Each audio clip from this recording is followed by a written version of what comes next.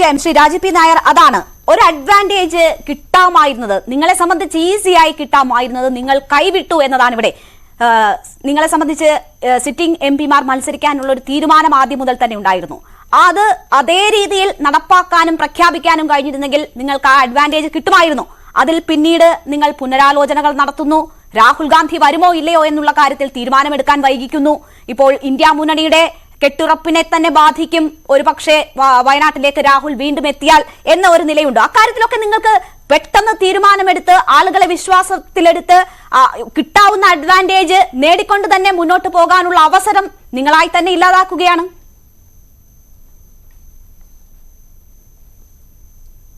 അല്ല, അതൊരു തെറ്റായ വായനയാണ്. എവിടെയാ ഞാൻ പറയട്ടെ, ഈ രാജ്യത്ത് സംഘപരിവാറിനെതിരായിട്ടുള്ള പോരാട്ടം കഴിഞ്ഞ ഭാരത് ജോഡോ യാത്രയോടുകൂടി ഏറ്റവും ശക്തമായ രീതിയിൽ മുന്നോട്ട് പോയിക്കൊണ്ടിരിക്കുക. ഇപ്പോൾ ഭാരത് ജോഡോ ന്യായ് യാത്ര നടക്കുന്നു. അതും സംഘപരിവാറിനെതിരെ മണിപ്പൂരിൽ നിന്ന് മഹാരാഷ്ട്രയിലേക്കുള്ള ഒരു 14 സംസ്ഥാനങ്ങളോളം ബന്ധിപ്പിച്ചുകൊണ്ടുള്ള വലിയ ഒരു രാഷ്ട്രീയ പ്രചരണം നടന്നുകൊണ്ടിരിക്കുകയാണ്. ഈ രാഷ്ട്രീയമെല്ലാം ജനങ്ങൾ കണ്ടുകൊണ്ടിരിക്കുന്നതാണ്.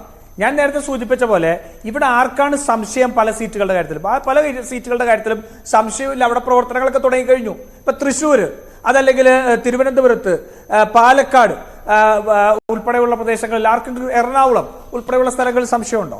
ഇടുക്കിയിൽ സംശയമുണ്ടോ? ഞാൻ പറയുന്നത് രാഷ്ട്രീയ പാർട്ടികൾക്ക് അവരുടേതായ പ്രോസസ്സുണ്ട്. ആ പ്രോസസ്സ് എങ്ങനെയാണ് എന്ന് വെച്ചാൽ ആ പ്രോസസ്സ് നടന്നുപോട്ടെ.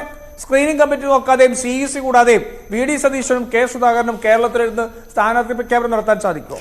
ശ്രീ രാജീവ് പി നായർ, ഞാൻ VD സതീശനോ അല്ലെങ്കിൽ KPCC പ്രസിഡന്റോ സ്വമേധയാ ഒരു പ്രഖ്യാപനം നടത്തണമെന്നല്ല പറഞ്ഞത്. ഭാരത് ജോഡോ യാത്ര നടത്തി അതിന് നിങ്ങൾക്ക് അഡ്വാൻറ്റേജ് ഉണ്ടായി, അത് ചില തെരഞ്ഞെടുപ്പുകളിൽ പ്രതിഫലിച്ചു. അതുപോലെ തന്നെ നിങ്ങൾ 2 ഉപതെരഞ്ഞെടുപ്പുകളെ ഇവിടെ നേരിട്ടു.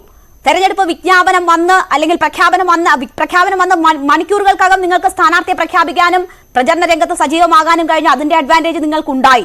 അതുപോലെ തന്നെ നിങ്ങൾക്ക് അഡ്വാൻറ്റേജ് എടുക്കാൻ പറ്റുന്ന ഒരു സാഹചര്യമായിരുന്നു. എന്തിനാണ് ഹൈക്കമാൻഡ് രാഹുൽ വയനാട്ടിൽ മത്സരിക്കുമോ ഇല്ലയോ എന്നുള്ള തീരുമാനം ഇത്രയും വൈകിപ്പിക്കുന്നത്? രാഹുലിനെ വെല്ലുവിളിച്ചല്ലോ അമേഠിയിൽ മത്സരിക്കാൻ. അതിൽ മാത്രവുമല്ല, ഇന്ത്യ മുന്നണിയിലെ മറ്റ് കക്ഷികൾ ഇവിടെ വന്ന് മത്സരിക്കുന്നതിൽ എതിർപ്പ് അറിയിച്ചിട്ടുണ്ടല്ലോ. CPM പോലും എതിർപ്പ് അറിയിച്ചിട്ടുണ്ടല്ലോ. CPI-ക്കെതിരെയാണ് നിങ്ങൾ മത്സരിക്കുന്നത്. നിങ്ങൾക്കൊപ്പം എല്ലാ സദസ്സിലും എല്ലാ വേദിയിലും പങ്കെടുത്തിട്ടുള്ള CPI-ക്കെതിരെയാണ് ഇവിടെ മത്സരിക്കുന്നത്. എന്ത് സന്ദേശമാണ് ഇത് നൽകുന്നത്? എന്തിനാണ് ഈ തീരുമാനം വൈകിപ്പിക്കുന്നത്?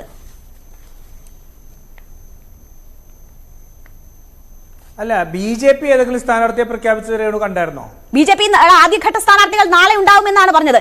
അതാണ് ശ്രീ രാജീവ് പി നായർ. അവർ പ്രഖ്യാപിച്ചോ ഇവർ പ്രഖ്യാപിച്ചോ എന്ന് നോക്കി നിങ്ങൾ താമസിപ്പിക്കുന്നത് എന്തിനാ? നിങ്ങൾ ഒരുപാട് മുന്നിൽ നിൽക്കേണ്ടവരല്ലേ എന്നാണ് ചോദ്യം. രേണു, അതാണ് ഞാൻ പറഞ്ഞത്. ദേശീയ പാർട്ടികൾക്ക് അങ്ങനെയുള്ള ചില സംവിധാനങ്ങളിലൂടെ മാത്രമേ പോകാൻ കഴിയുള്ളൂ. സംസ്ഥാന നേതൃത്വം, ദേശീയ നേതൃത്വം ഭരിക്കുന്ന ഒരു പാർട്ടി എന്ന നിലയിൽ CPM-ന് 18 സ്ഥാനാർത്ഥികളെ, 18 സ്ഥാനാർത്ഥികളെ അല്ലെങ്കിൽ 16 സ്ഥാനാർത്ഥികളെ പ്രഖ്യാപിക്കുന്നതിൽ തടസ്സമില്ലായിരുന്നു. പിണറായി വിജയൻ പറയുന്നതിനപ്പുറം ആരാ പോകാനുള്ളത് ഈ പാർട്ടിക്കകത്ത്? ഇനി വസീഫ് പറയാണ് കുറച്ച് കോൺഗ്രസിന്റെ നേതാക്കന്മാരൊക്കെ BJP-യിലേക്ക് പോയതുകൊണ്ട് ഇതൊക്കെ മുഴുവൻ തകർന്നു എന്ന്. 2014 നരേന്ദ്രമോദിയുടെ സർക്കാർ വരുന്നത്. അതിനുശേഷം 2019 വരെ എത്രയോ കോൺഗ്രസിന്റെ നേതാക്കന്മാർ BJP-യിലേക്ക് പോകുന്ന സാഹചര്യം ഉണ്ടായി. ഞാനത് ഇതായിട്ട് പറയല്ലേ, പക്ഷെ ഉണ്ടായി, ദൗർഭാഗ്യകരമായ സാഹചര്യം ഉണ്ടായി. 2019 തെരഞ്ഞെടുപ്പ് നടന്നല്ലോ, ഒരൊറ്റ സീറ്റിൽ ഒതുക്കിയില്ലേ?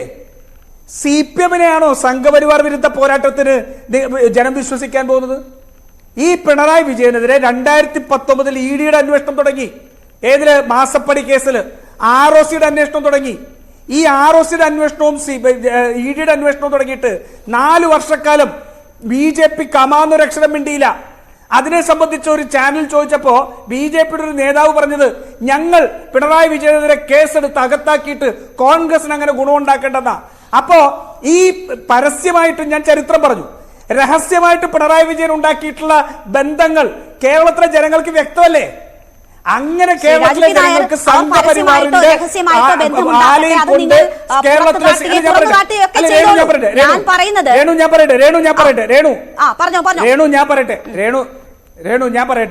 ഞാൻ പറഞ്ഞ് കംപ്ലീറ്റ് അനുവദിക്കും. മനസ്സിലായില്ലേ? അങ്ങനെ സംഘപരിവാറിന്റെ ആലയിൽ കൊണ്ടുപോയി കെട്ടിയ പിണറായി വിജയനെ കേരളത്തിലെ ജനം സംഘപരിവാറിനെതിരെയുള്ള പോരാട്ടത്തെ വിശ്വസിക്കുന്നതാണോ? സീതാറാം യെച്ചൂരി എന്ന് പറയുന്ന ഒരു മനുഷ്യൻ ഇന്ന് ആ പാർട്ടിയുടെ തലപ്പത്തില്ലായിരുന്നെങ്കിൽ കേരളത്തിലെ CPM NDA-യുടെ ഘടകകക്ഷിയായി പോകുമായിരുന്നു. ഒരു സംശയം വേണ്ട, എഴുതി വെച്ചോ. സ്വന്തം മോളെ ജയിലിനകത്തേക്ക് പോകുന്ന സാഹചര്യം ഉണ്ടെങ്കിൽ പിണറായി വിജയൻ NDA-യുടെ ഘടകകക്ഷിയാവാൻ CPM-നെ കൊണ്ടുപോയായിരുന്നു. ഒരക്ഷരം മിണ്ടാൻ ധൈര്യമോ നട്ടല്ലോ ഉള്ള ഒരെണ്ണം CPM-നകത്തില്ല ഇന്നില്ല. അപ്പോ സംഘപരിവാറിനെതിരെയുള്ള പോരാട്ടത്തിൽ CPM-നെ ഒന്നുമല്ല, CPM-നെ അല്ല പറയട്ടെ RSS-ന്റെ നേതാക്കന്മാരെ കേരളത്തിൽ കൊണ്ടുവന്നുകൊണ്ട് പൊളിറ്റിക്കൽ ഐഡന്റിറ്റി ഉണ്ടാക്കി തെരഞ്ഞെടുപ്പ് പ്രചാരണ രംഗത്ത് നിങ്ങൾക്ക് ഇതൊക്കെ ഉയർത്താമല്ലോ. നിങ്ങൾ പക്ഷേ അതിൽ പിന്നോട്ട് പോയോ എന്നതാണല്ലോ പ്രാഥമികമായി ഞാൻ ചോദിച്ചത്. ഞാൻ താങ്കളിലേക്ക് തിരിച്ചു വരാം.